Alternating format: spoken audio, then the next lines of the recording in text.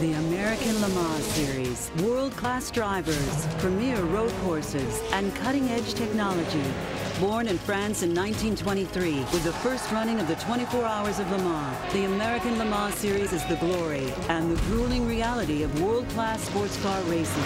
Drivers from around the world strut their speed, skill, and endurance. 4 separate classes racing on the track at the same time. It is the chain that connects the new and the faithful sports car fans of an extraordinary racing tradition. This is the American Le Mans Series. The lights taking full effect now here at Road Atlanta. If you've just joined us, welcome back to Petit Le Mans. Speeds Live, flag-to-flag coverage of the 13th running of this event and one of the cars that has been in the mix in this fierce GT2 fight. I think Magnussen has turned it over to Ollie Gavin to try and take this Corvette to hopefully their first win of the season. But the car's been awfully strong. You can see right now, reduced pace. He tries to get some temperature into those Michelin tires on the opening lap. 62 is in also. Jamie's there. Yep, Jimmy Bruni's climbing out of the car. Tony Vilander will be getting behind the wheel. Pit stop execution for this team is different this weekend than what we have seen the rest of the year. All year long, the air hose to jack the car up has been on the rear of the car. This weekend, though, it's on the front. The reason why is because when they were practicing pit stops in the shop, they tried it. They said it was substantially faster, a couple of seconds. You can see the car up on the jacks now. 4 tires going on. The team has switched to a full medium setup when it comes to the tires. Early in the race, they were running hards on the left-hand side, mediums on the right. Now it's full medium. Down. 92 then, Chris.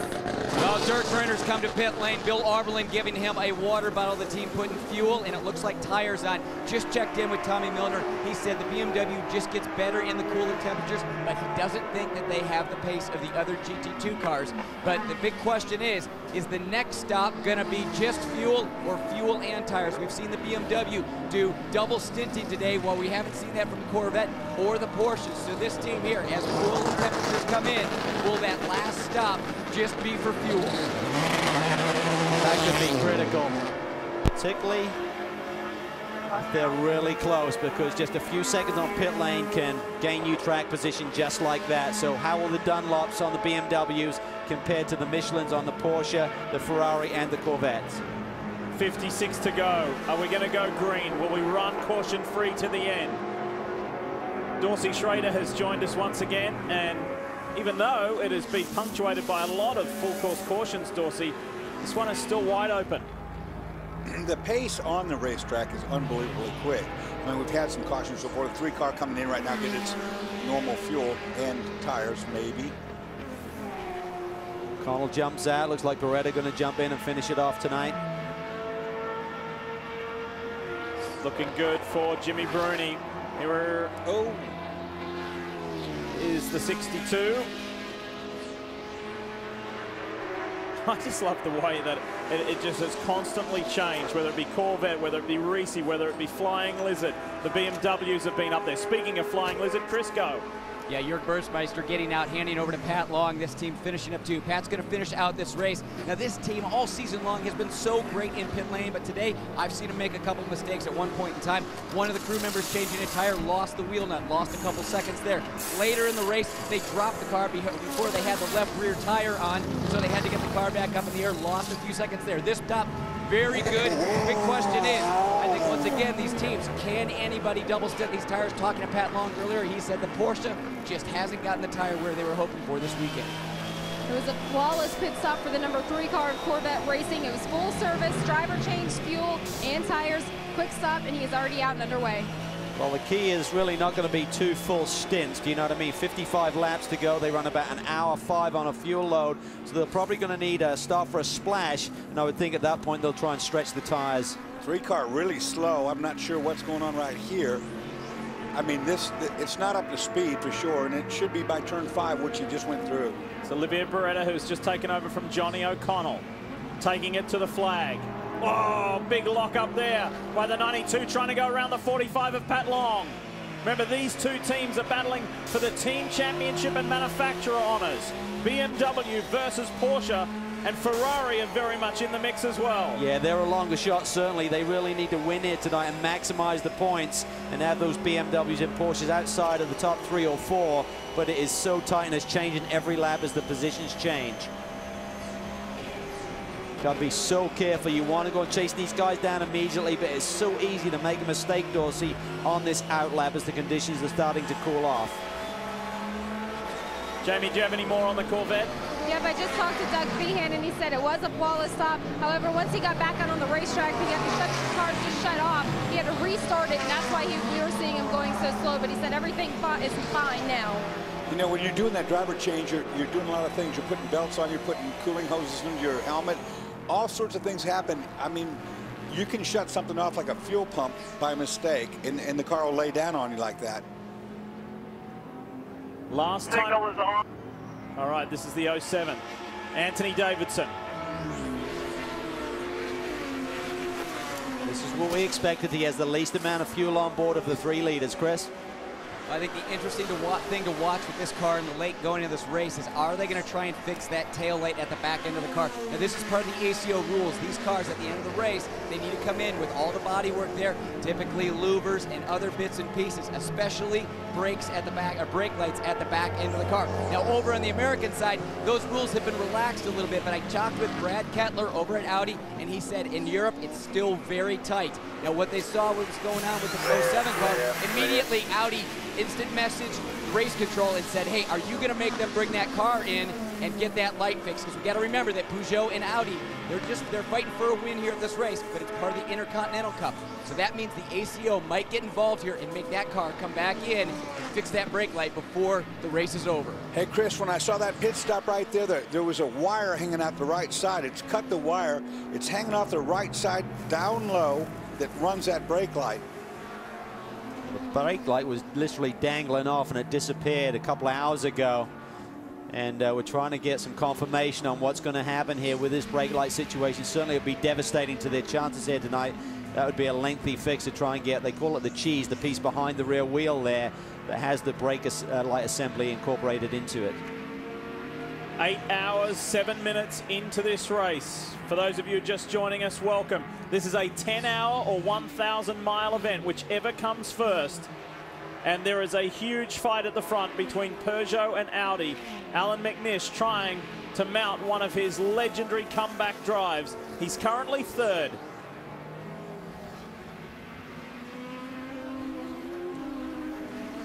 John Field still maintains his 4th for Intersport. David Brabham is the first of the P2 cars in the top 5. Andre Lotterer, the 2nd Audi. Klaus Graf is 7th. Paul Drayson, Marco Werner, and Jacques Nicolet. The rules of this race are the host race. Here in the United States, different set of rules from ACO. In the United States, if you have a brake light working, which they do, you're all right. So we don't have to go there. Well, there's another example of it right there on screen, Dorse, with the Drayson Lola. Only one of its tail lights and brake lights is working. The left-hand side one is out. Chris Neville might know this, I'm not sure, but we used to have a switch on the dash there that you could turn the brake lights on or off when you needed. I shouldn't have said that. Giving away some of your trade secrets, Dorsey. So you won so many races and championships. Meanwhile, the battle continues. Fascinating stuff here at the front, but you'd have to say right now with 2 cars in the field, both running really strong, and they have the lead and a gap on McNish. They are definitely favorites to go 2 for 2 here at Petit in the last 2 years. See the brake rotors glowing there, down into that tight chicane area. The margin between Stefan Sarrazin and Alan McNish is 1 minute and 7 seconds. It is virtually a lap. So that's the margin. A caution would come in so handy for McNish and the 7 and the Audi squad. With these cars, you know, seeing those brake rotors like that glow, that's unusual because they don't use the brakes very often. McNish needs a yellow right now because right now he's got 21 laps less fuel on board than Stefan Sarrazin, so he's going to be the next one to make a pit stop amongst these leaders. So he needs help now. He needs it before his stop, not after. Guys, as we as we are watching, you know, the lights on the screen, it may be very easy for those of you at home to say, like just now, why doesn't the Corvette pull over earlier? Why doesn't that GTC car get out of the way? What you must remember is that each driver in every one of these categories is driving to the maximum of their abilities. And the GT cars, we mentioned it earlier, find it much harder when they're on the limit to alter their line. So it gets exponentially harder when night falls and you see the rapidly approaching lights. The headlamps, you can see it, and you always pick a marker. Remember, Dorsey, we're on a track like this at night, you go, oh, I'm safe here because there's no lights in my mirror coming onto the back straight. Well, the speed closing differential between the prototypes and the GT cars means by the time they hit braking, just before the last couple of corners, of course, the prototypes are on them. There's an added difficulty there, which I used to find really tricky. Is there one car or is there two cars? And you know that little technique is you back off ever so slightly, let the prototype go by and then get back on your line. Well, of course, if there's two cars, a little bit of trouble can be following you. Trouble so it right really here. is difficult for everyone. Look at this, just Trouble like you're seeing with this now. Audi is smoking bad, and that's out the tailpipe. No, it's the car in front, I think, Dorsey. No, it's not. I'm challenge sorry. car right there. Both cars in the same section of the racetrack. McNish had to deal with that. Hopefully it didn't splatter his visor. What LMPC car is it, though? Is that Marco Werner in the level 5 car? I think it could be the class 95. leading 95. Looks like the colors. We'll have to take a look here. That's definitely out of the tailpipe, too, which is an indication of a...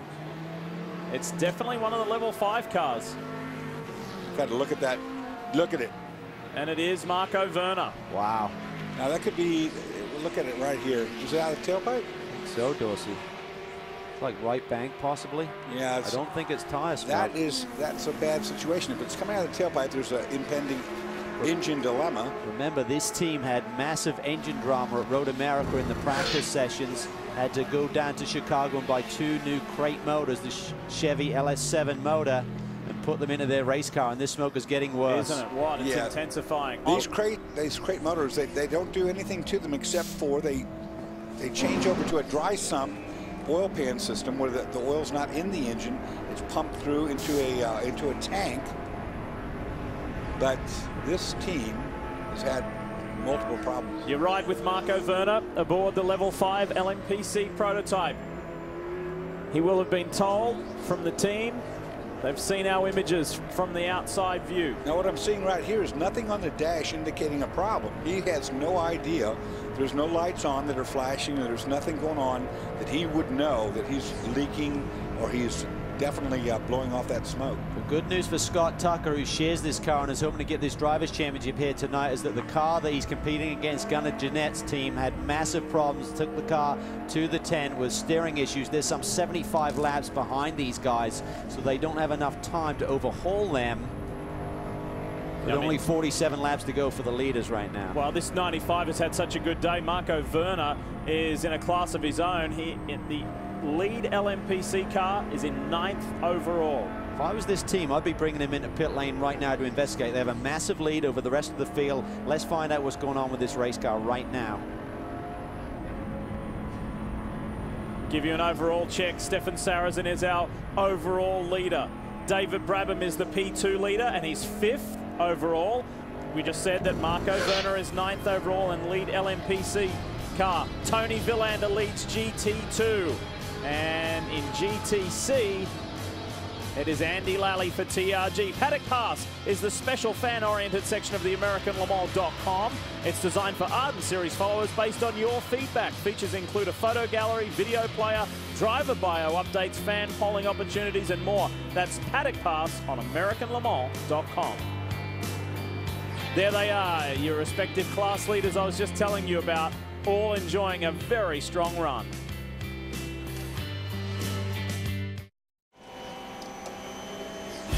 If you log on to speed.com, go to the American Le Mans Series section, you can get so much. It's all about ALMS extras, extensive race coverage and things like expert analysis, driver blogs, photo galleries and video highlights. Speed.com and the ALMS section is the place to go. Welcome back under the lights here at Road Atlanta. Not too many lights illuminating the racing surface other than those headlights from the cars remaining in Petit Le Mans 2010, and what a race it has been.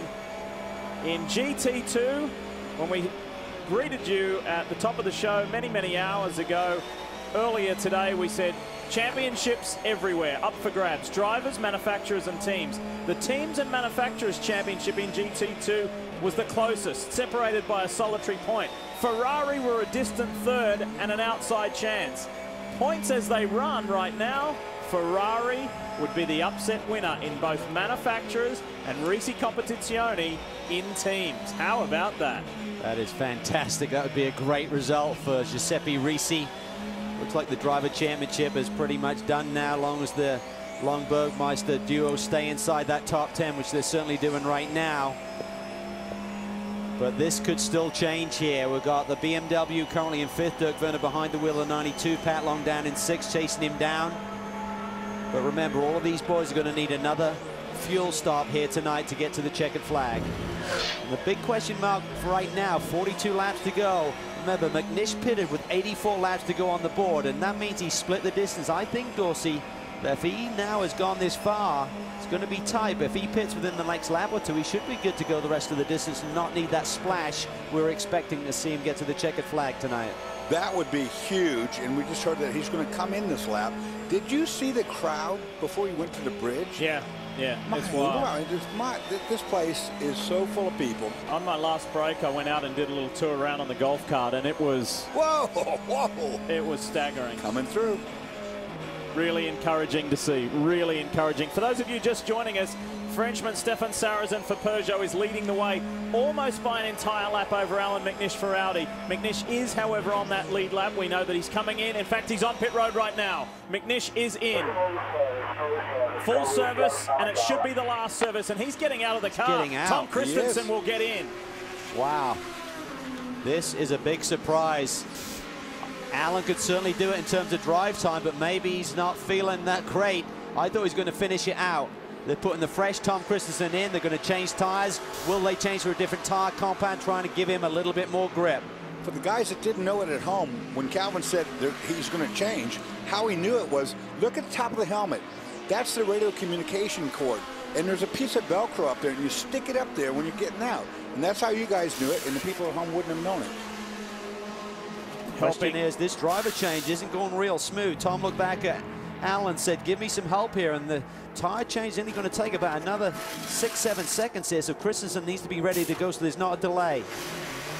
He was working with his belts right to the last second. Oh, so close there with a Ford GT coming in. That was tight. Remember, Christensen has not been here at this event for 8 years. The last time he was here, he went to victory lane. When I drove for Audi, there was the launch control. When they dropped the jack, the engine started, and you took off. You had steering only. But if that's the case now, and I don't know that it is, that Ford GT being right where it was would have been a real big problem. All right, so for the 8-time 24 Hours of Le Mans winner, he needs to get up to speed, and he needs to get up to speed fast. But you cannot really push it too hard. Look how gingerly he's being coming down through the SSA. You see the car coming up behind him at a higher rate of speed, but you can't afford to push it. That's an LMP car, right, which has got hot tires on it. Just blows by him there coming out of the exit of turn 5. But TK, once he gets onto that back straightaway, he'll probably weave around a little bit, try and generate any tire temperature that he can. And we're hearing that they've gone to a softer tire compound on this last run. But Calvin, you know what that's like. I mean, it's just like on eggshells. You can spin out just by 1/4 throttle. The good news is the softer tire compound should come up to heat a little bit quicker than the medium, so that will help him out just a little bit. But it's a real long shot now for Audi to see victory here tonight. Yeah, Calvin, I was standing down there, and the tires on the wall were scuffs that they put on the car, so that's going to help them get up to speed a little bit quicker, because a brand new tire, especially in these colder conditions, it's going to be a little bit more slippy and slidey out there those first couple laps as you're trying to get some of the release agent off the tire. But those scuff tires that they've gone out and put a heat cycle in, they're going to come up to temperature a little bit quicker. They just might not peak as high as a brand new tire. And Chris, we assume that he's good on fuel with the stint that he did before, and now just 40 laps to go when he left pit lane. Calvin, I'm sorry, I can't answer that question. Your math is probably better than mine. All right, mate, thanks. Based on McNish's, we think Tom Christensen should be good to go, Jamie. Yep, I just checked with the team. When they told me they went to the softer compound, Mike Peters also said, we are good to go to the end. Tom's out there, and he's just going to go for it. We know from what we've seen And from what the drivers have told us, that this R15 Plus has a very narrow window of optimum operation. It's a challenge to drive. We had a fascinating chat with Tom Christensen yesterday, and we said over the whole course of this modern era of Audi sports car racing, were the cars built, whether you start right back with the R8 to the R10 to the R15 to the R15 Plus, were they built to be an all-round sports car, or were they built with Le Mans solely in mind? And Tom didn't even think about it for a second. He said every car was built to be good at Le Mans. It just so happened that the R8 was good everywhere. Yeah, I think that was a car that really worked well in all different types of tracks. He said it predominantly had a lot of understeer in the R8. He said, but you could work with that. You had great rear grip in the fast corners. He said these last two generations, the R10, the R15, and the R15 Plus with the upgrades this year, a little bit trickier to find that sweet spot, the window that the car likes to work in. You know, thinking about a petrol engine versus a diesel. Diesel had huge amount of torque, which is just, when you put your throttle foot down, it starts spinning the tires right away. The R8, which I drove, was, we just saw some smoke right there. That's the Werner car again, is it? Yeah. The R8 was very manageable, nice. So obviously that problem for the level 5 Marco Werner car, Chris, it's obviously not, well, at the moment, it doesn't seem too dramatic or too drastic. Yeah, I heard you guys talking about it a little while ago, so I went down and checked in with the level 5 guys, and they just said they think on one of the last stops that they added a little bit too much oil to the car. In a long event like this, these cars do burn up quite a bit of oil, so on stops we not only do tires and fuel, but we're going to add some oil to the car. And Jeff Brown just said we just probably added a little bit too much oil. Other than that, the car's running perfect, and Marco says that there's absolutely nothing wrong. Well, that's good news for Scott Tucker and this whole team. They've done a tremendous job this year to really each weekend turn out two cars, work the strategy. Sometimes it's been tricky with the drive time allowance for Scott Tucker to bounce between the two cars and suffice all of the rules and regulations, and they have managed that superbly. So congratulations to David Stone, the whole Level 5 organization. And if winning his second T1 championship at the runoffs, second consecutive championship, wasn't enough, if winning the inaugural LMPC championship's not enough, he rubbed it in and elbowed me the other day and said, guess what? I've just taken delivery of my brand new Ferrari 599. That is a beautiful car. Been a big week for Scott Tucker if they can pull it off here tonight. You mentioned he won his second national championship at Road America at the runoffs last week. You were there, Dorsey. Big event as normal. Yeah, it was a very big event. Unfortunately for that particular race, there was a huge wreck at the beginning, right at the start, and Scott did a good job. He wasn't in it, and everybody else was. Well, he dominated, started from the pole and had fastest lap that weekend, so great job there as he continues to impress this year in terms of learning the craft. And he's not afraid to hire the best in the business, guys like Marco Werner, to learn the trade from. For those of you joining us late, David Brabham and Simon Pagenaud have wrapped up. Highcroft has wrapped up the prototype championship for consecutive years, so quite the achievement there for David Brabham and his new teammate for this year, Simon Pagenaud. In LMPC, it's looking good championship-wise, as we've just said, for Scott Tucker. In GT2, the fight is still on. And Tony Villander, Ollie Gavin, Dominic Farnbacher, 1, 2, 3. Then Olivier Beretta in the second Corvette is fourth. Then fifth is Dirk Werner for the first BMW Rahal Letterman machine, and Pat Long for the Flying Lizards is sixth. That GT2 scrap today has been remarkable, as was predicted to be. It's going to be fascinating to see what they're going to do on that final pit stop. I believe all of the leaders in GT2 will need a splash of fuel. Does anyone take tires, or do they just run the rest of the distance on the tires they're on? Well, we've seen it as close as it has been on occasion today. Villander boasts an 11.5-second lead over Ollie Gavin. That is substantial for GT2. It really is. That's a big, big lead that he's stretching out there, 11 seconds plus. What do you hear, Jamie?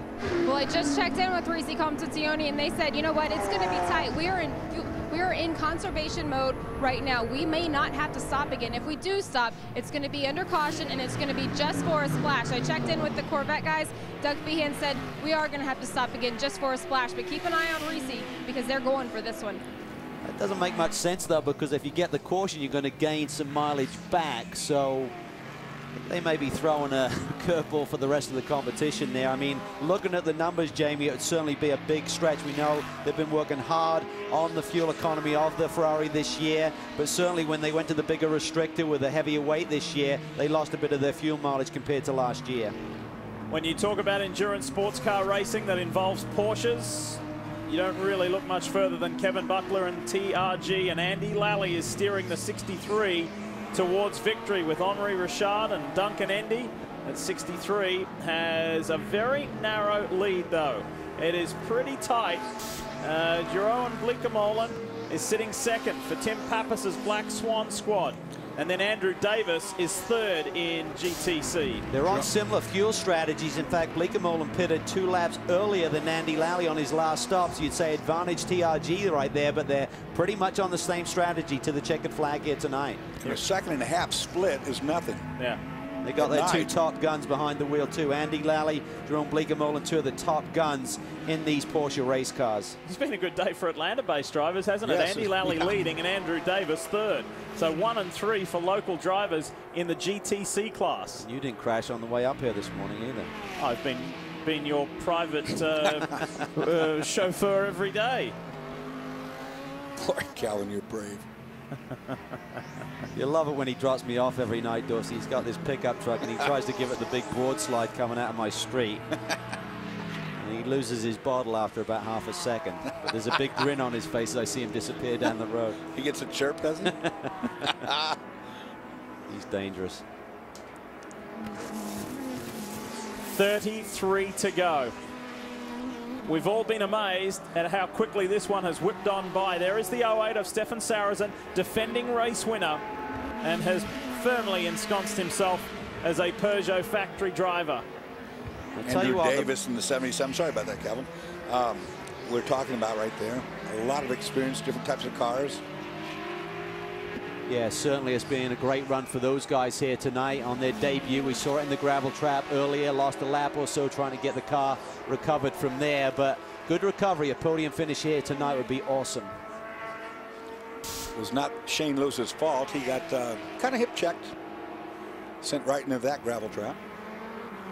Getting back to the leaders, certainly the Peugeots have had the pace here tonight, but I think that call they made by keeping one of the cars out and stopping McNish from getting that lap back was huge. Could have been a different picture here tonight.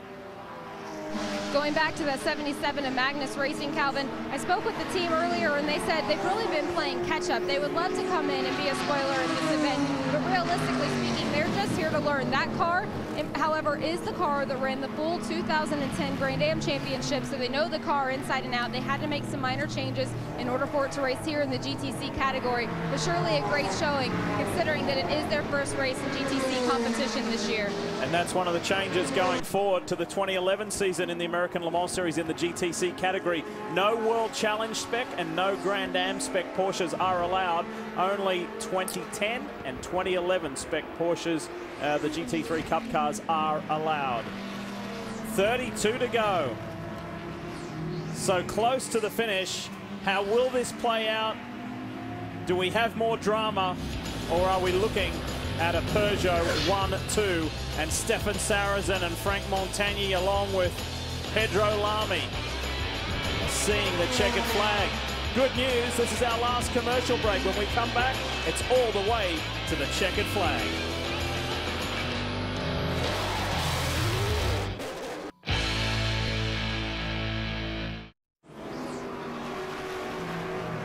Pleased to say we're taking you all the way to the checkered flag. Welcome back. Lee Diffie along with Calvin Fish, Dorsey Schrader, Jamie Howe, Justin Bell and Chris Neville here at Road Atlanta. Brian Till will be back with us before the end of the race as well. It's been a fabulous pleasure bringing you this one today on a huge day in northern Georgia for the season finale championship day in the American Le Mans Series presented by Tequila Patron. During the break, we saw one of the Peugeot stop. It was Ant Davidson. This one, the 08 of Stefan Sarazen, race leader, must make its final stop. Yeah, he's probably within a couple of laps or so making that stop, and I love the call by the 07. They brought Anthony Davison in, gave him a splash of fuel just to top up to get into the checkered flag here tonight, and it kept him on the lead lap. So I think there's a bit of an inter-rivalry between the two Peugeot cars right now, and if I was the 08, leader right now. I'd be bringing in Sarazan as well, because a yellow is going to hurt you. Pit lane would be closed, and it'd allow the 07 to really close back up, and the 08 would need fuel still. And Dorse, how did you like that radio transmission while we're in the commercial break between Davidson and his crew chief?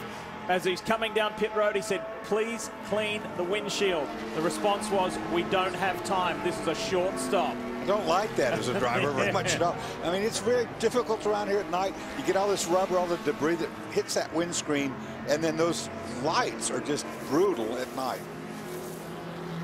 Davison and Christensen now on the same lap, but 45 seconds between the two. They've both made their final pit stop of the evening. Sarazan still needs to pit, but he has got a lap lead on those two cars. That's when you tell the engineer to get in the passenger seat. Let's have a ride here.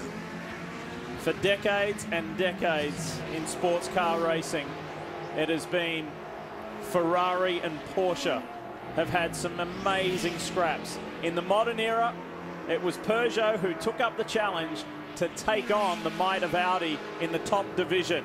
And over the last few years, this has been a delight to watch. Early on, Peugeot weren't quite up to it, but they certainly have been over the past 2 years, and Sarazan is in.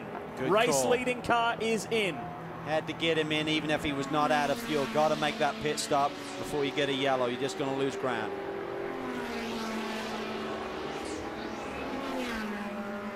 Final stop of the race. Sarazan Montenegro for 2 in a row here along with Pedro Lamy. Chris? Yeah, it looks like Sarazan's going to stay in the car. Now, I think they also brought the 07 car in a couple laps earlier just because of the issues we've had throughout this race. When the 07 car was parked in the first spot, the 08 had a very difficult time getting hooked up to the diesel rig here. So this team just going to put diesel in the car, not going to do tires. They initially had tires up on the wall, but they're not bringing them down now. So it looks like Sarazan's going to go out on these, this hot rubber that they currently have. You know, a lot of talk about last year's win. That was a rain-shortened event. We all kind of said, did Peugeot really earn that victory, and did they really stop that streak that Audi had here? Well, I think with this weekend's performance, if they can close out this race, they not only earned last year, but they're going to earn this year too. Yeah, this race car, we all talk about the Audis, you know, the domination they've had in sports car over the last decade, and I think the R8 was a tremendous race car. I think the latest iterations with the diesel engines, they really haven't handled as well as the drivers would have liked, but this car, this Peugeot, has just been playing fast since the outset, Dawson. I said it earlier, in a race, outright race, on just a lap speed contest, I think it's got the Audi covered, no question. Now, reliability's always played in Audi's favor, there's no doubt. We've seen them be weak this week because of that underneath tray, that, you know, that the fact they had to go to aluminum under tray, and we've gone through 3 tubs as a result. You know, they have to look at that. As we mentioned earlier in the broadcast, Olivier Canel, the program director for Peugeot Sport, is not here. So technical director Bruno Famine is leading the charge this weekend. I said to him, over the last few years, you started out as the new kids on the block wanting to win Le Mans like you did back in '93. Did you watch, did you video, did you study Audi? He said, we did, absolutely. We watched everything they did. I said, if you ask Audi now, they say that you are at their level. How do you respond? He gave me every answer but answering my question. And that means politician. And that means that they believe that they are at that level, and certainly that's Audi feel that they have a true and level competitor.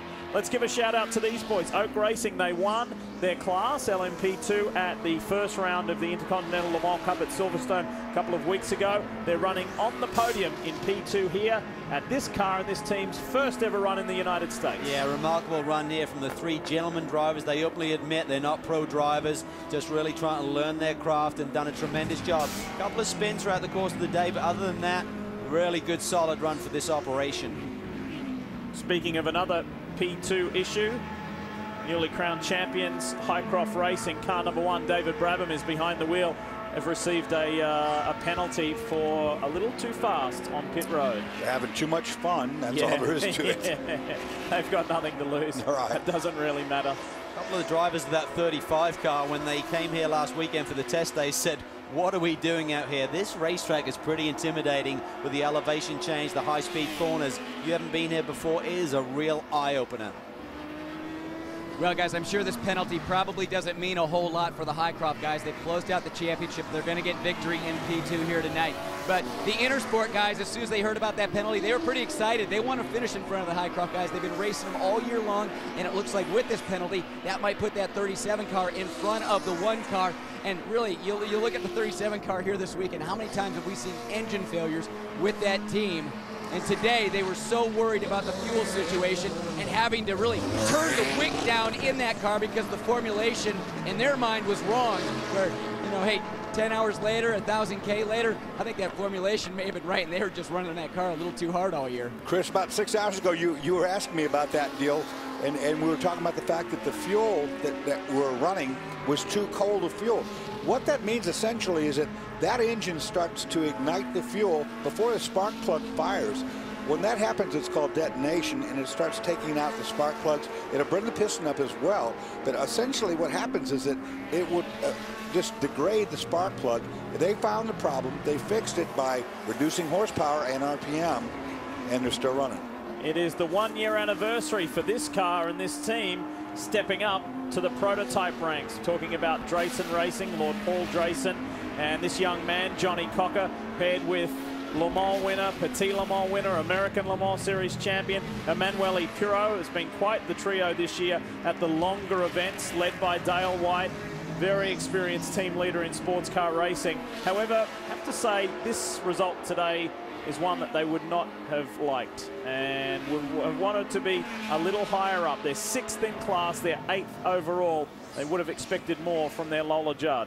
I'll tell you what, though, Johnny Cocker, I think, has been another one of those pleasant surprises this year. We knew he had talent when they were running the GT2 Aston Martin, switched to the prototype ranks, and he's really found a great comfort zone in one of these cars. I mean, that drive he put together at Road America to score that win was sensational. Talking to Dale White, team manager there at Drayson Racing, he said he really reminds me of Timo Bernhard at a similar stage of his career in his all-round ability. He's smooth, he's really confident, he gives you good feedback with the race car. He's really got the complete package. James? Just spoke with the Michelin tire engineer, and she told me that now the track temperature has dropped 25 degrees from where it was this afternoon. But while we're on the topic of Michelin, I wanted to add that the series is saying farewell to a good friend from Michelin. That's Jerry Ronaldo, who's part of their operations department. After 38 years with Michelin and BF Goodrich, he is retiring. This is the last weekend he's going to put on that blue fire suit. So I'd like to say goodbye to him because he certainly has been a big asset throughout the years. Absolutely. We echo the sentiments there as well, and we say thanks to Jerry for a job well done and all of his efforts over the years. What a fabulous career. A little bit of traffic here as we work our way through. Now that things have settled down, we'll give you the split, the margin between Sarrazin and Davidson, that Peugeot 1-2, and Tom Christensen is about 51 seconds behind and Davidson. When they cycle through the next time round, I'll give you a time check just to keep you in tune with that. As we ride aboard the Porsche 911 GT3R Hybrid with 24-hour Le Mans winner Romain Dumas. The trio we haven't seen a lot of today, Rockenfeller, Dumas and Timo Bernhard. For me, I would have preferred to see them in that number 9 and R15 plus. I think they'd rather be doing it. I mean, Rocky said this car's a lot of fun, but he said, man, I want to be back in the Audi. You always want to be the overall winner. I mean, there's nothing wrong with a class win, don't get me wrong, because I was always the underclass guy, but man, those overall wins are sweet. Well, listen, let's have a look at the big picture. This hybrid in its first appearance, not only at Road Atlanta, but in the United States, is going very slow. Very slow. Maybe he's just staying out of the way, yeah. He just saw traffic coming. He didn't want to get in anybody's race. This car is not being classified. It's in a class of its own. I bumped into Romain Dumas during my break before, and he said, I tell you what, if it wasn't for those 2 punches, we would be right up there mixing it with the RSRs and the Ferraris and the Corvettes. They're running 8th in class if you categorize them in the GT2 category. Yeah, their fastest race lap in the race here today is at 120.7. The leader's fastest race lap at 120.4, so only 3/10 off the pace. Had a discussion with Michelin engineers about those 2 punctures. They weren't actually punctures, and they admitted, they said, you know what, we've tested this car, we've run this car, but we've never done it in this condition. We've never done with the elevation change, whatever. And what they said was they were running too soft a compound, that outside left front tire was taking all that abuse, and what they did to fix the problem was to go to a harder compound front tire and then raise or alter the pressure in the tire. So it's cool. I mean, they're working with an unknown quantity. Tell you what, Dumas is so impressive. He just mashes the pedals. Talking to the Muscle Milk team this weekend, they've had a lot of different drivers through that car this weekend with Greg Pickett's injury. Sasha Masson certainly on board at the beginning of the year as the third driver on the long distance races, but they've had Timo Bernhard in the car. They've had Romain Dumas, Lucas Lure this weekend, and they said everyone's been so impressive, but boy, that opening stint that Dumas put together at Mosport was sensational when they had victory there that day.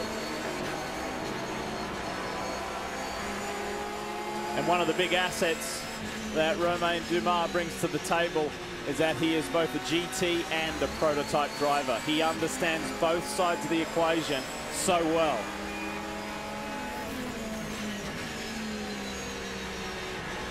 We talked about great driving partnerships earlier in the show. Certainly he and Timo Bernhard have developed into a great tandem. They're great friends. They have great chemistry. They've learned how to drive the same race car, make the compromises, yet still be awesomely quick. If you're a Peugeot fan, you'll be rejoicing with less than 20 laps to go. If you're an Audi fan, the story is not so good. Tom Christensen has too great a margin to make up at this stage. Second Audi is in. Justin? Yes, they are. It looks like a pretty routine stop for them. They're putting in the gas. There aren't even tires on standby. So, whoop, he just stalled it as he went out. Obviously, as Audi always do, these big teams do, they are monitoring this. They're treating it as though they were leading the race. There's nothing else they can do. And the great thing about these races for these teams is they take all that data and they'll apply it for next year. So there's no such thing as a wasted lap at a race like this for a big team like Audi. One of the things that Audi has said, Dr. Wolfgang Ulrich, the head of Audi Motorsport, that they have missed is, and of course they've been doing the sporadic, the occasional LMS race. They're going to do all 3 rounds of the Intercontinental Le Mans Cup. They have missed racing week in, week out in the American Le Mans Series. Absolutely. I mean, you get in a groove, you get into a rhythm, and I think the team worked wonders this weekend to change those chassis out. They've been through 4 different race cars to get the 2 cars on the grid here today. So that's a lot of work. We saw Brad Kettler and his crew do yeoman work earlier in this race when Lauderer had that massive off and destroyed the front end of the car. So they get the job done, but you know, I really can't fault them here today. I wouldn't really think that they had a misstep in terms of their strategy or anything in the pit lane. So still a very well-oiled machine. They have a weak link, though. No question about that, that they have to address. The fact that the carbon fiber didn't come out of the mold the way they wanted it to, and they had to go to the aluminum underneath part of the front, which has caused all 3 of those chassis to have to be replaced, is a big problem. Yeah, definitely. They'll be learning lessons from this R15 and the R15 Plus. I'm sure a lot of those lessons will be incorporated into the new, I believe it's called the R18, the new sports car project. Okay, which button you push? Tell you what, they have so many computer engineers there, probably more computer analysts than a lot of the teams have in terms of their total crew here to run one of these very complex racing machines. And remember, we're watching something special. Not only has it been a show of force from Peugeot with Sarrazin and Davidson, but it's the last time we will see the R15 Plus and the 908 HDI FAP race in the United States. New cars coming for these powerhouse sports car organizations next year. Yeah, you're just laughing about the telemetry in the background there, but like you just said, they are learning a lot of lessons from this. Audi, the guy's got 7 computer mice on the right-hand side of the screen. So he's got a lot of computers there to run. All those hundreds of channels giving all that data. That's why they need so many people. But I do want to talk about, you just mentioned HPD. They've got GE as an amazing technical partnership down there at Highcroft. They really are bringing a lot to the table. They've got 2,800 people as technology development partners, if you'd like to think of it like that, to the Highcroft organization now with this arrangement with GE. And from the beginning, it was meant to be a scientific and engineering development. And they've got offices all around the world, and it really is bringing a tremendous amount to the table. On the car this week are this new space-age technology that increases and makes more efficient the transfer of critical data around the car. They won't let me say the words of what they're actually doing, but it's brilliant and I think has applications for the future. What they love about racing, guys, is that in the space industry and stuff, sometimes it takes months and months to get the evaluations back, and from the military. By Monday or Tuesday next week, they'll have that data in their hands. So they love racing with Highcroft with GE as the partner, as almost instantaneous feedback, and racing still at the forefront of technology. 16 laps to go, a little bit less than that, as a matter of fact, as the prototype boys weave their way through the traffic. Justin was just talking about Highcroft Racing, the champions yet again, coming across the bridge one more time. Try and look at these GT2 fuel numbers again. I think they're going to have to do about a 50-lap stint, and I think that's going to make it awfully tight. They may be within 1 or 2 laps, some of these teams, in terms of making it without that splash needed to see the checkered flag. Is going to be awfully tight. Calvin, I just checked in with a bunch of the GT2 teams, starting off with the Tequila Patron Ferrari. That team saying they're going to be in about 8 to 10 laps. When they do come in, they don't think that they're going to have to take tires. Moving down to the Ray Hall BMW, also about 8 to 10 laps before that car comes in. Scott Remke saying we are taking tires on this car. And then moving down to the Flying Lizard Porsche, the 45 car. This team's kind of giving me that look that they're going to try and stretch this thing out as far as they can. I said, I don't think you can make it, but they said, well, you know, it's going to be really tight. We're going to see what we can do. If we do have to come in, it's just going to be a splash and no tires on that Porsche, something we haven't seen all day. And remember, the strength they have on their team is their strategist, Thomas Blom, a man who has worked for the Yost Audi organization in years gone by. And a lot of other GT2 teams are extremely envious that they have Thomas on their side, because they've made very good strategical calls over the years. How about Reese, Jamie? Well, Lee, the team is still saying they think they can make it. Dave Sims said it's going to be tight. When I say tight, I mean really, really tight. But they're in full conservation mode. They think that they can do it. Just checked in with Doug Behan and Corvette. They're going to be coming in before too long as well. I asked if they were going to do fuel and tires. He said, we don't know yet. We're going to take a look at the tires when he comes in, but we definitely are going to need a splash of fuel.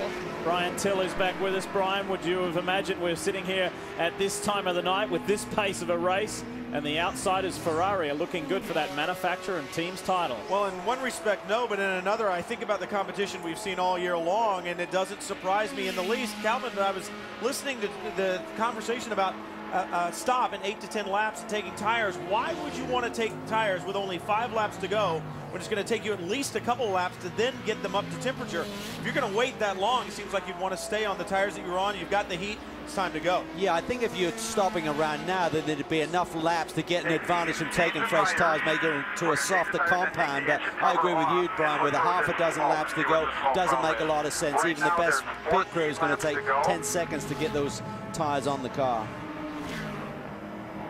Final stop here for Marco Werner in the 95 Level 5 LMPC car.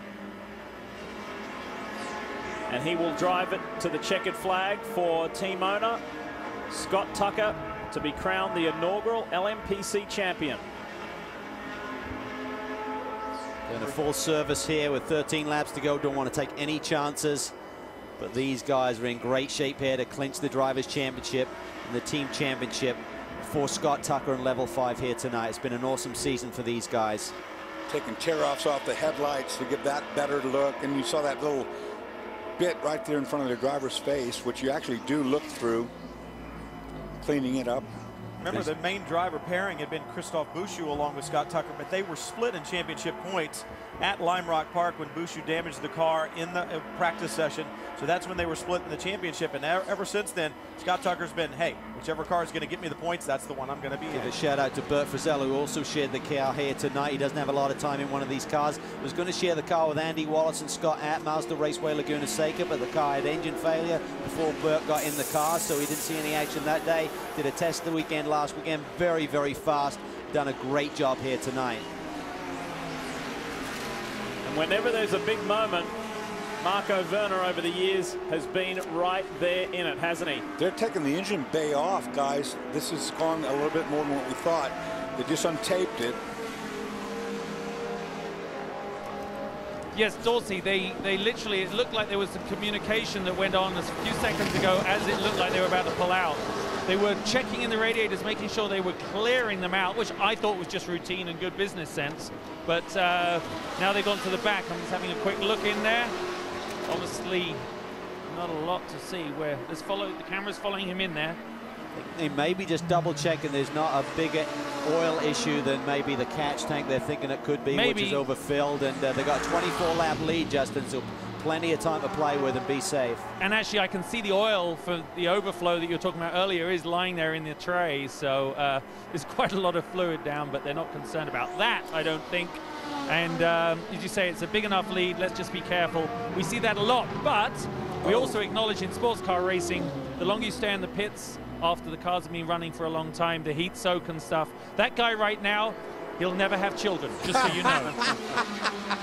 Guys, when I get an update, I'll tell you what's going on beside this guy heading to infirmary. He's kneading on the headers on the exhaust manifold. Yeah, we think it might just be, I don't know, something, a small leak that's hitting the headers. Jeff Brown on the radio there, engineer for this car. Son Colin, obviously a star in NASCAR at the moment. One good thing, as you saw the mechanic looking around, he wasn't looking specifically anywhere. He was looking everywhere, which means that essentially there's not a big, huge problem. They're worried about the smoke off of the oil getting on the headers. Seal at the front of the engine, so just baby this thing around. Really nice. I saw you short shifting and all of that. Just keep doing that even more. Got 11 laps to go. 11 laps to go. I was going to say, they could sit there on pit road for quite a while and just go out and run the last couple of laps if they wanted to. It always makes you feel good when your main engineer says, well, we think it's just a, well, it's a leak or something. Don't worry about it. No real definitive answer there, was there? I think at the end of the conversation, he did mention something about a front oil seal. Yeah, that could be the issue with the car. If it's a front engine seal, those things, you know, if they start leaking, you can't stop it, you can't fix it. As long as there's oil in the crankcase and you are in the oil tank and you saw them add oil, you know, you'll be fine as long as you don't get the black flag for the smoke or whatever. Think about Marco Werner spending time with Audi, driving the diesel-powered Audis, used to the high horsepower. When he went to Le Mans this year with Highcroft, one of the challenges was he had to get used to a lower horsepower car, one where you needed to roll speed and think momentum. Well, he's even stepped even further back, and he's adapted incredibly well. And to a lot of people, they might think, well, it's easier to drive a car with less horsepower. And in a lot of ways, the challenge is much more difficult. It is definitely more difficult to drive a slower car because you're not only driving at your complete limit in that car, but you've got to watch out for all these guys with all the grip beating up on you, which we've seen so much. I like the little purple lights that show the dash and don't blind you. Well, the big thing that he had to deal with when he jumped in that P2 machine was just the cornering speeds. With the Audi and the diesel is really sort of like accelerate up to the corners, slow it down, get through there and squirt it again. But the cornering speeds that we've seen here this weekend from the #1 Highcroft machine that he drove at Le Mans is just sensational. And he said his neck gave out on when he did a test at Sebring. He really had to get back in training because he'd never been through those sort of cornering lows before.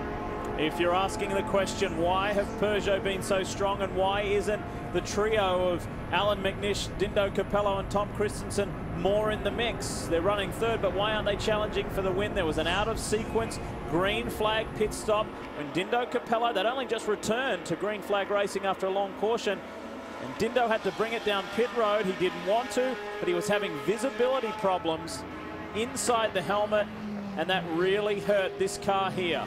One that could very easily have been driving to victory lane with less than 10 laps to go.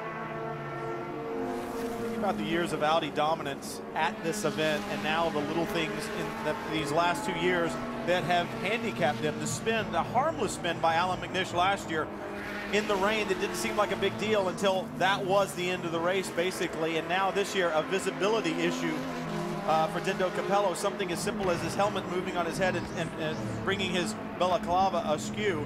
And those two small events have kept them from victory circle the last 2 years. I think certainly superb management by Peugeot as well, and keep one of those cars out when we had that caution period.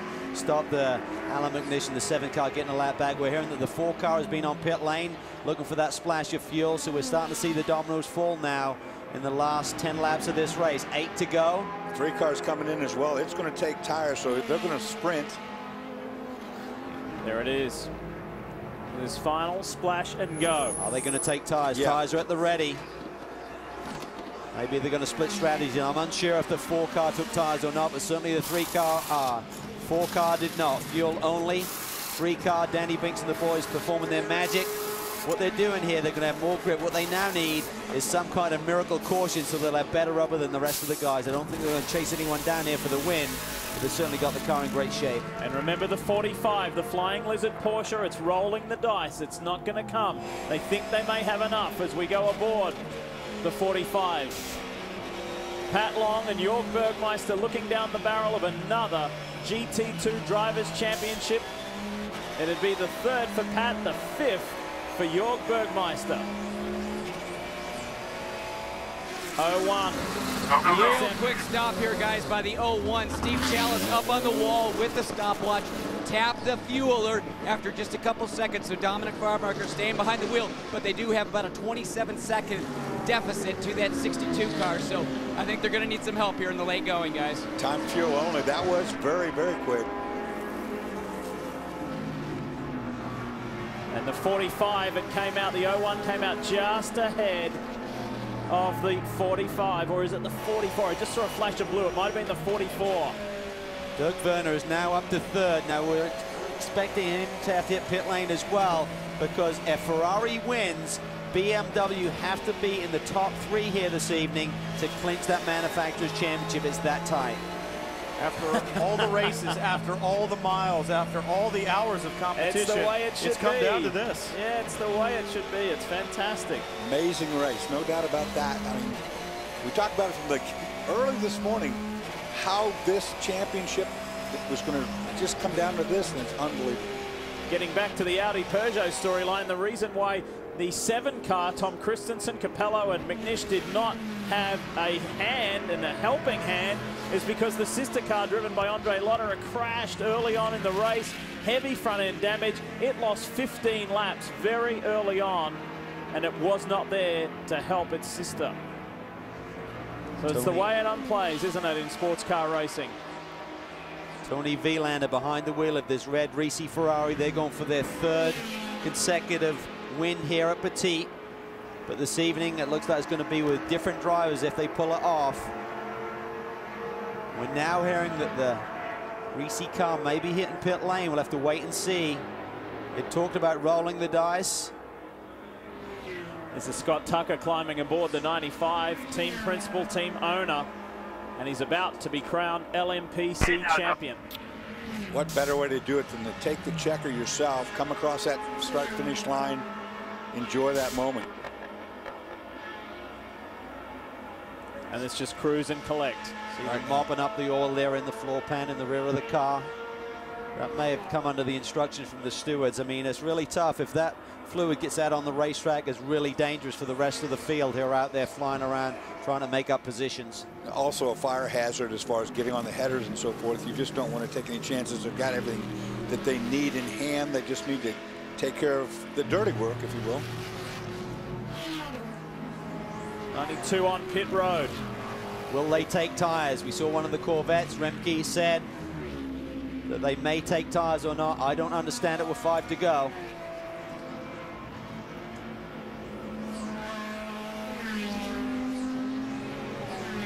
Guys, at the last second, they just said fuel. It's just going to be a splash of fuel. They're not taking tires. So Dirk Werner already down and away. Just a couple seconds splash there. But I think, yeah, Ollie Gavin, I think, is going to take the position from the BMW here. And now, you know, looking at Pat Long, are those guys going to try and stretch it? I don't think they're going to make up any positions. So that I would, if I were those guys and they were that tight, I'd probably just bring that car in. Yeah, we talked about the 7 car making it on fuel. I think they're good on fuel, but right rear is down Dorsey, so he's run over some debris, cut down a tire.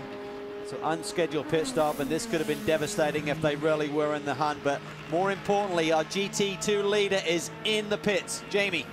He's approaching the pit stop right now. They did decide to take fuel. They said it was going to be close to the end. Their opposition came in, took a splash. They're doing the same thing, just literally about 3 seconds of fuel. And he did stall it getting out of the way, so a couple of there, and he's back out. We saw Werner almost do the same thing. Those hot tires, really hard to get the wheel spin. You really got to kind of ride the clutch out rather than trying to burst it. You know, you try to burst the clutch and spin those tires up to get the shock off those axles, but when they're hot like that, it won't work. Tony Vilander trying to make amends for his mistake early on. Remember, we said you cannot make any mistakes. Vilander did with the assault on David Murray down in turn 6, but he's doing a good job of trying to make amends for that. If he can bring this 62 car home, in the lead, take the victory, maybe they'll forgive him for the little incident early on. Remember, Rick Mayer and the crew made a beautiful call there when we had one of those cautions to keep that car out there and get back on the lead lap. So certainly a great strategy move there to get back in the game, and now the drivers are bringing it home. Vilander, who is a multiple-time LMS GT2 champion, is going to add Petit Le Mans to his list. Relatively new to the American Le Mans Series, but this has been a fine showing with Jimmy Brewing. One of the things they've said about Tony Vilander is he has matured immensely over this past season, leading the team over in Europe with John Alesi and Giancarlo Fisichella, and working with those drivers. They said he has grown up so much he's had to, because he has been their leader. These two very experienced drivers, he has taken them along and introduced them to GT racing. It's done a lot for him as well. Well, talk about that Manufacturers Championship. Another Ferrari has certainly come into the mix here. Dominic Farnbacher behind the wheel of the 01 has got around Dirk Werner, and if he can hold on to that podium spot, that may be enough to kick BMW out of this Manufacturers Championship. I believe they'll be 1 point behind. There you see it.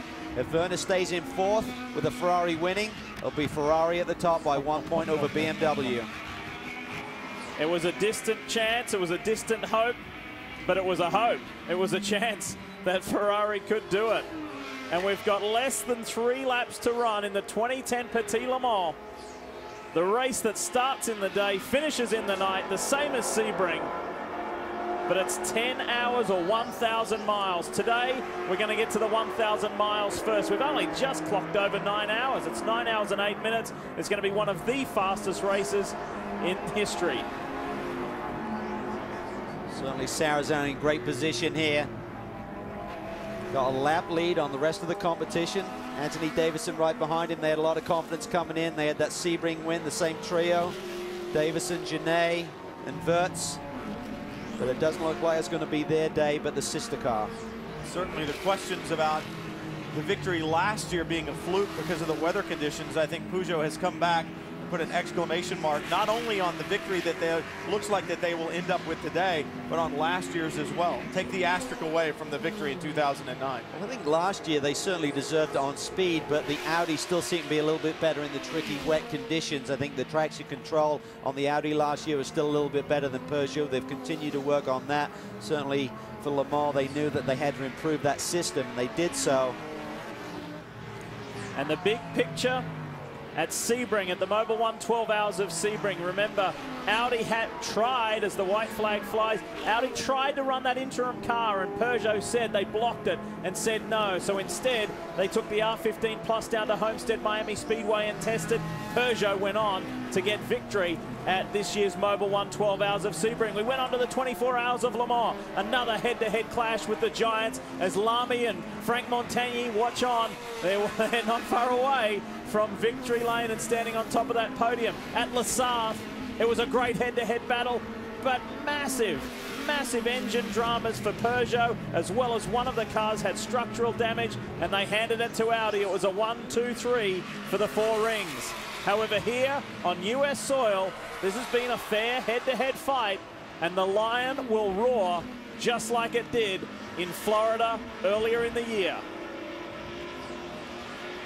So much on the line here tonight. We talked about Corvette trying to get their first win of the year. Looks like right now they're going to come up a little bit short, as Ollie Gavin currently runs second behind Tony Vilander in the Risi cars. So the note on Magnussen, could he get that first win of the year and continue his streak? It's going to come awfully close. Coming to the checkered flag, the lion does roar again.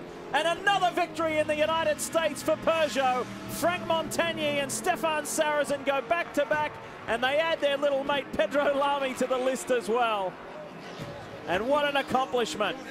Montagny will celebrate with his mates on a fine victory. And what a way to go out. What a way for us to farewell the Peugeot 908 in America.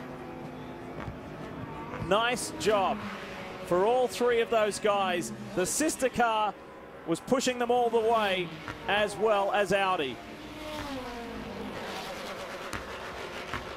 It just goes to show, in endurance sports car racing, you have to have all the pieces of the puzzle together. There was a Ferrari slowing there. Was it 62? Wow. Oh, did they not give it enough fuel? Did they not splash him enough? Oh, this is devastating. This is devastating because if he drops out of the top 3, it could turn the manufacturers back to BMW. And guess what? The Corvette is ready to pounce. Corvette can overtake and get the victory. It's Ollie Gavin in the 4 car. And there he goes. Wow. How about that? Oliver Gavin wins GT2 for Corvette. They finally get their victory, and Tony Villander is stranded down at turn 10A. Unbelievable. Not even 2 corners to go. Can you believe it? Look at the boys. Look at the Corvette boys. They get their first victory in GT2. They'll take it that way. They don't care. These guys have worked hard. They were not shut out. They did win. Wow. And you know what? That's not a gift. They got it right. Ferrari got it wrong. 15 seconds ago, they were down. It was going to be a season without a victory. And we said it is not over until it's over. And one more time, it changes. Well, the question is going to be, I'm not sure where Dirk Werner is on the racetrack right now. He's still shown in 4th position. But with the Ferrari dropping from the top spot, that's going to change the points around here. So we know that with a top 5 finish, Patrick Long, Jörg Bergmeister are champions. But what about that manufacturers and teams, and what about the party at Corvette Racing? Look at the emotion. Boy, they deserve this. They really do. I think it's going to be BMW, Lee. I think they're going to jump to the top, even with Werner finishing 4th, because the Ferrari does not win. Do you know what? Whatever the American Le Mans Series does, they need to have this event, as always, as their season finale. This has to be the championship ending round every year, because it ends like this. Dramatic fashion and a huge story. And how about that? Car number 4, Ollie Gavin, drives it to victory lane to get their first in GT2 and get the monkey off their back. And what about Magnussen? Gets another victory. His streak continues. And it's all about sportsmanship, isn't it, Brian? Look at this. Dr. Wolfgang Ulrich congratulating Bruno Firmin and the driver lineup. Keep it fair, keep it honest, good sportsmanship. Oh my goodness. Are you ready for the Corvette party?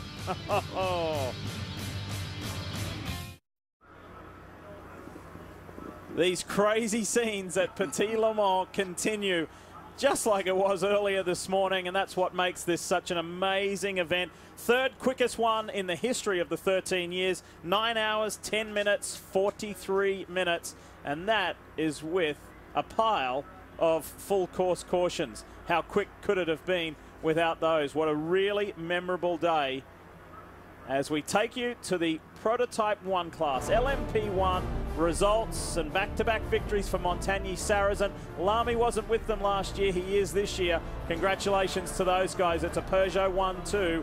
How about we give a shout-out for John Clintfield and Ben Devlin, the first of the privateer teams in 4th overall. Well done. Chris Neville standing by with our winners. Yeah, lots of smiles, lots of high fives. Teammates down here giving hugs. Even Simon Pagenaud was over here giving hugs to these guys because he was with them at Le Mans this year.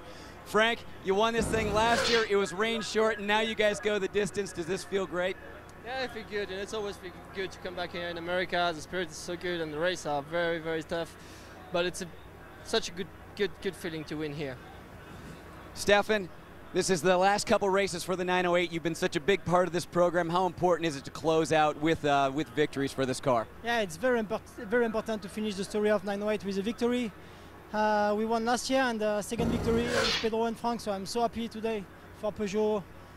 It's a very good end of the season, so just a pleasure. And Pedro with the win at Silverstone, the win here. Now you guys have a nice lead in the Intercontinental Cup. Without that victory at Le Mans, how important, how much pressure from Peugeot to win the Intercontinental Cup this year?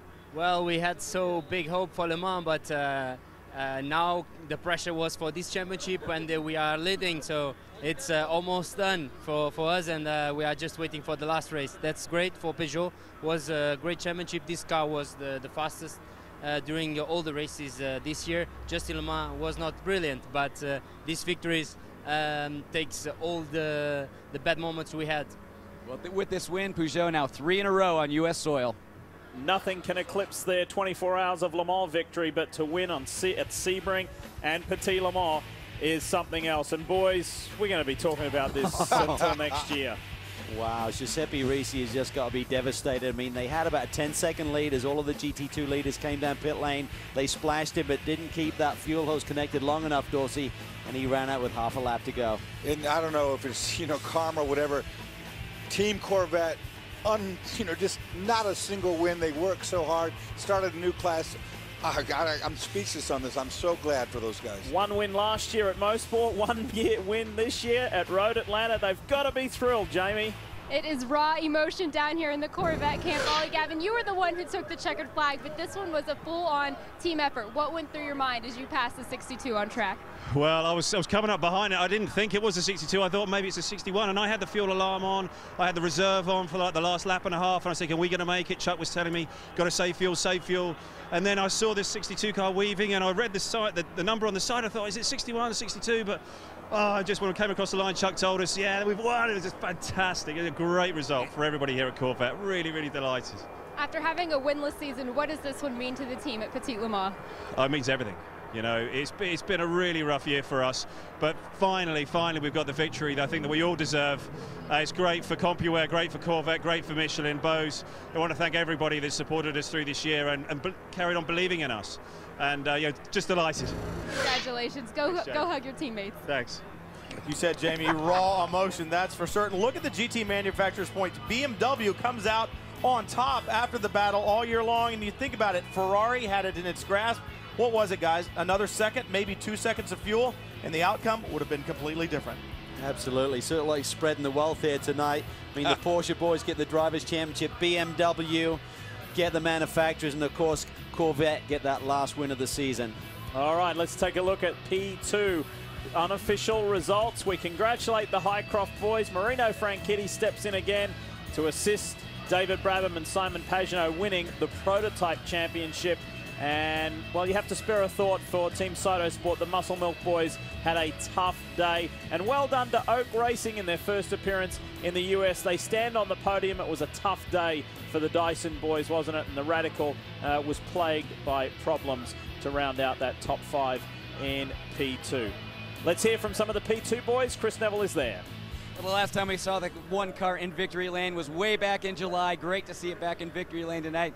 David, last year you two were fierce competitors. Now you get to share a title together. How great is that?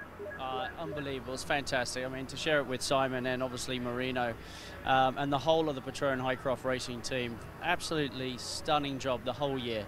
We finished on the podium every race, and that's what you got to do to win the championship. And it's just such an honor to drive with these guys.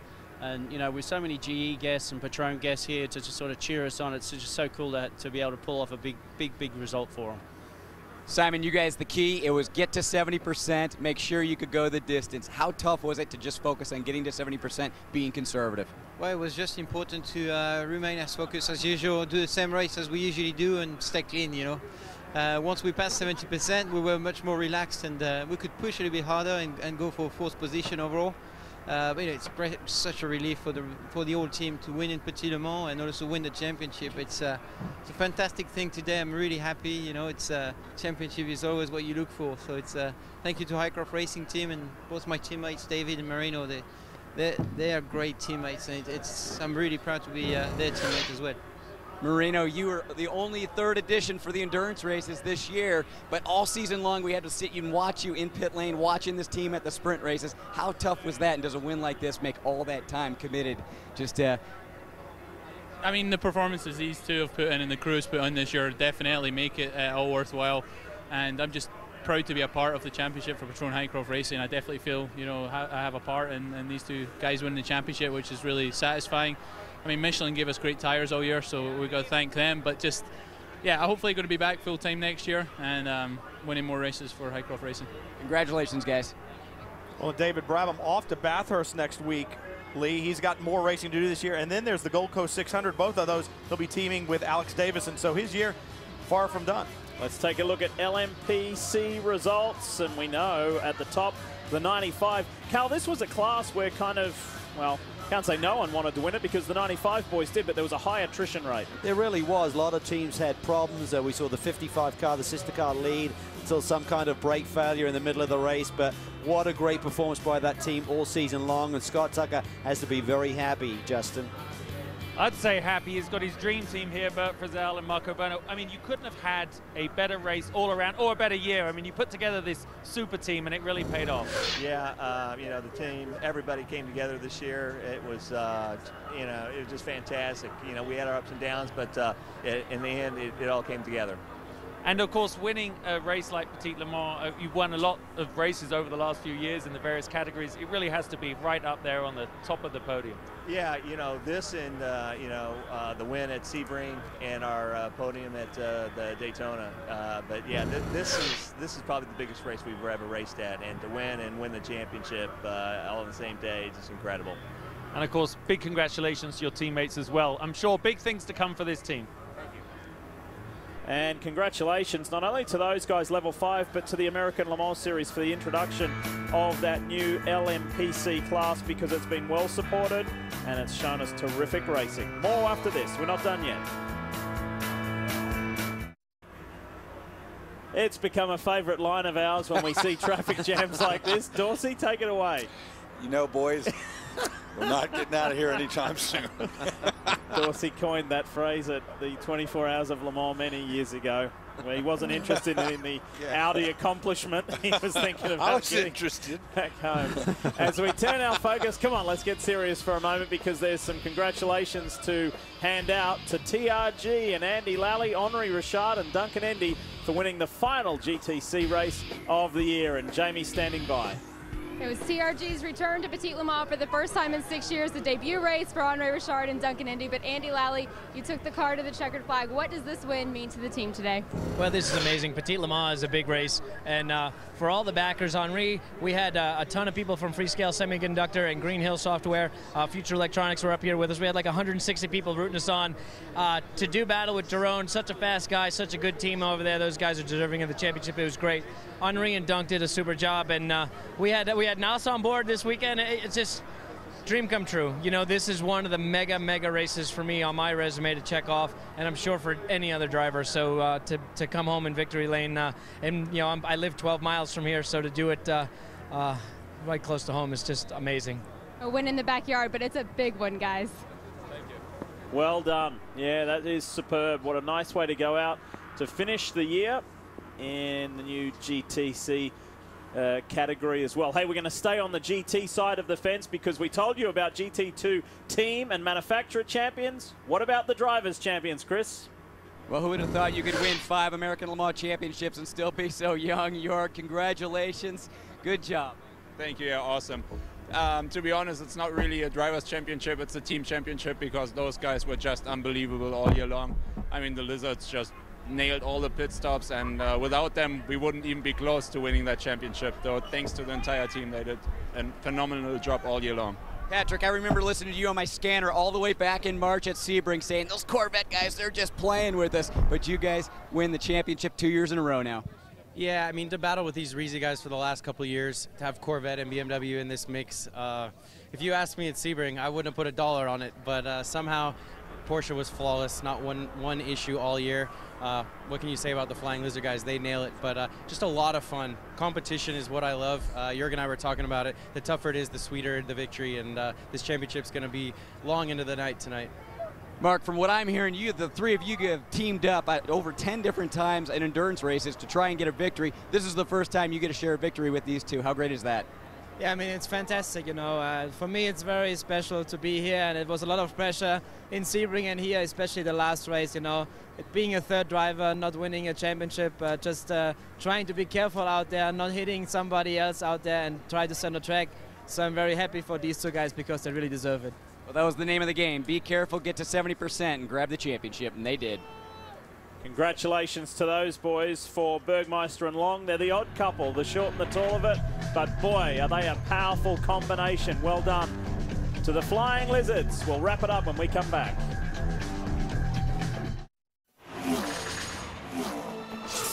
Speech coverage of the American Le Mans Series is brought to you by Porsche. There is no substitute. And by Racing Radios, the official radio communications provider of the American Le Mans Series. We're back, and what a scene. It has been spectacular all day long.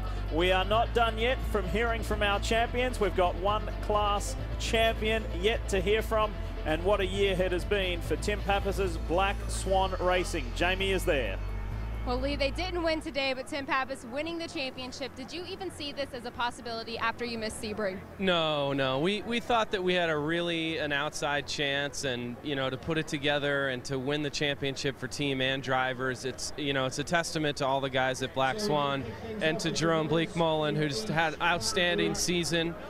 We worked really hard. We had a problem with the car for the last 3 hours. We had a bad lambda sensor, and we just couldn't push, so we went conservative.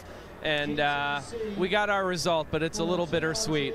A little bittersweet, but guys, he told me they're coming back next year to defend, possibly even with 2 cars. A formidable team that will certainly be. And think about the history that we saw here as the Diesel Beasts have made their final run here in North America. We know the rules are changing for next year. The hybrid that we saw here run, is that the future of motorsports? We certainly see them on the street. Dorsey, when you look back on this 2010 season, what are the highlights that you can remember? What are your favorite races? This race is above all to me. It is the most important race. I love this thing. If you're a fan of road racing worldwide, you have to come here. If you're not a fan of road racing, you still have to come here. This is awesome.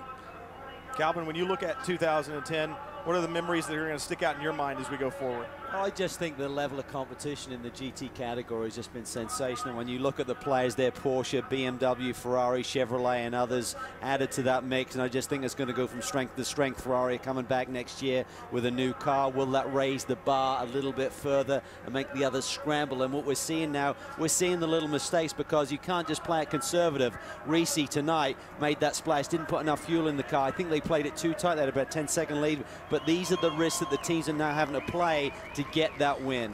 Lee, I know you haven't been around all season long, but certainly hosting at Sebring, at Le Mans, and now here. When you look at the 2010 American Le Mans Series, what is it that you see from a series standpoint? I want to congratulate the American Le Mans Series for having the foresight to bring in 2 categories, GTC and LMPC. A year ago, people were saying ALMS is dead. For us who work on both series, Grand Am and ALMS, we're always put in the middle, and people say, what's going on over there? What's going on over there? Well, the ALMS put the weight on the front foot and said, okay, we've got to be proactive rather than reactive. Let's make things happen. And they've attracted new teams, new drivers, new sponsors, new cars, and they have injected a new life into this series and got it going again and got some momentum going. And in this economy, that's not an easy task. So well done to the series, and to finish like this, good stuff. I think they've got to be proud of what they've done. You think about the competition this year, the great races, 167 days, 12 hours, 20 minutes to Sebring.